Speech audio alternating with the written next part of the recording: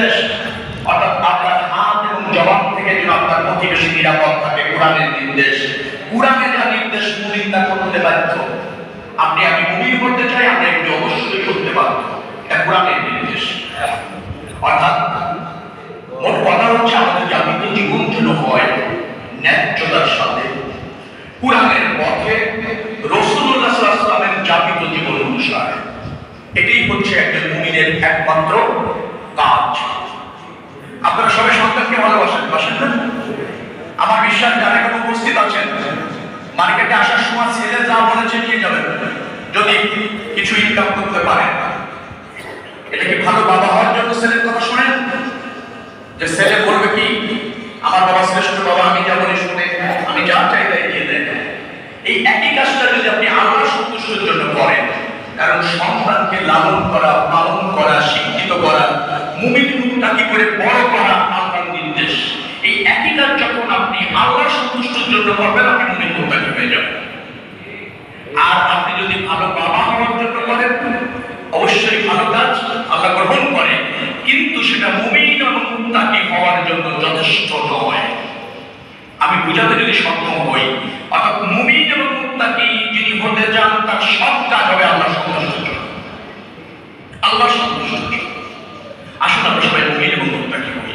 আমার নেত্রী, গণমানুষের নেত্রী বেগম খালেদা জিয়া গত 30 ডিসেম্বর আমাদের সবাইকে ছেড়ে চলে গিয়েছেন।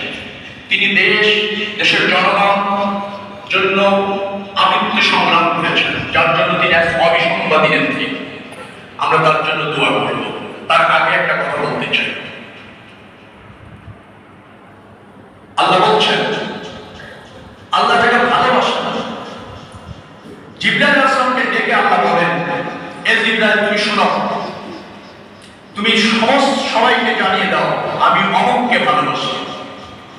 জিবরাইল আলাইহিস সালাম আল্লাহর কর্তৃক আদিষ্ট হয়ে সমস্ত ফেরেশতাদের এসে বলেন, হে ফেরেশতারা, তোমরা শোনো, আল্লাহ অমুককে ভালোবাসেন।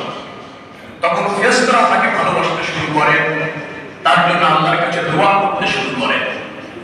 ফেরেশতারা যখন কোনো মানুষের জন্য দোয়া করতে শুরু করেন, ভালোবাসতে শুরু করেন, সমগ্র মানব জাতীয় তাকে ভালোবাসতে শুরু করে, দোয়া করতে শুরু করে। আমি বলতে চেয়েছি, সব শ্রেণী পেশার মানুষ যখন কাউকে ভালোবাসতে শুরু করেন বা ভালোবাসেন, তার জন্য দোয়া করেন, তার আগে আল্লাহ তাকে ভালোবাসেন। অর্থাৎ আল্লাহ তাকে ভালোবাসেন, মানুষ তাকে ভালোবাসেন, আগে আল্লাহই ভালোবাসেন। আমার নেত্রীকে এই উপমহাদেশের সব মানুষ ভালোবাসেন। 18 কোটি মানুষ মুনাজাত করেছেন, বরন্দরগত ছিলেন, অশ্রুসিক্ত ছিলেন, সবাই কায়েম করতে দোয়া করেছেন। তারপরে আল্লাহ রাব্বুল আলামিন তাকে কবুল করেছেন, ভালোবেসেছেন। তার জন্য দোয়া হবে। আপনারা মুসল্লি ভাইরা এই দোয়ায় অংশ নেবেন। আমি একজন রাজনীতিক, এর আগে বিএনপি নমিনেশন দিয়ে আপনাদের কাছে আমাকে পাঠিয়েছিল থানা শেষ প্রতীক দিয়ে। আপনাদের ভোট দেওয়ার সুযোগ হয়নি, আমিও আপনাদের প্রতিনিধিত্ব করার সুযোগ পাইনি। এবার আবার দল আমার কোরআনকে আপনাদের কাছে পাঠিয়েছেন।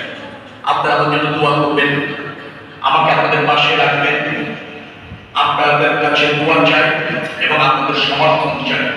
আপনাদের সমর্থন পেলে যে দায়িত্ব আপনারা আমার উপর অর্পণ করবেন, মহান আল্লাহর রাব্বুল আলামিনের সহায়তায় নিশ্চয়ই তার অমর্যাদা করব না।